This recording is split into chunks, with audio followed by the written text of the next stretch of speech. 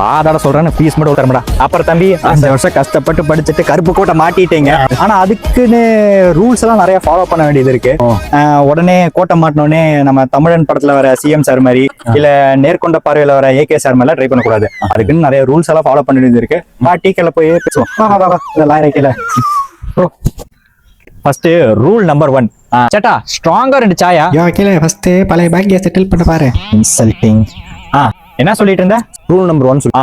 Rule number 1, lawyer ஆனக்கு அப்புறம் பே மா சூ சோ இந்த 4மே இருக்க கூடாது. நோட் பண்ணிக்கோ.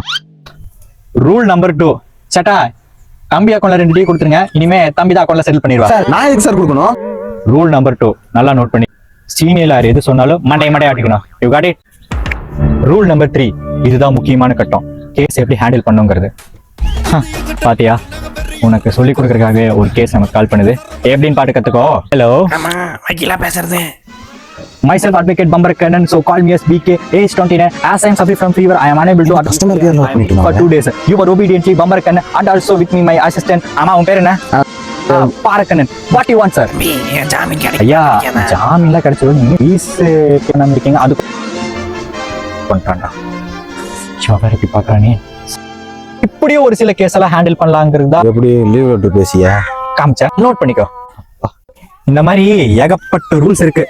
அதெல்லாம் நான் போக சொல்லி தரேன். டீ கடை கொண்டு பாத்துக்கோ. ஓகே டீ சார் இங்க இருக்கீங்களா?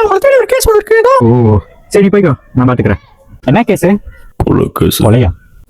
யார் கொலை பண்ணாங்க? எனக்காக வந்தானே வக்கீல். அவர் யார் கொலை பண்ணாங்க? நான் தான். இந்த மாதிரி கேஸ் எல்லாம் தம்பி இந்த கேஸ நான் சொல்லி கொடுத்த மாதிரி டீல் பண்ணிடு. முக்கியமான கேஸ் பெண்டிங்ல இருக்கு, அதை நான் பாத்துக்கிறேன். ஓகே கப்பு முக்கியம் பிகிலே உயிரோடு இருந்தானா நம்ம சந்திப்போம். Okay bye. இல்ல தம்பி போமா. தப்பிச்சு எப்படியாவது ஓடிவிடு.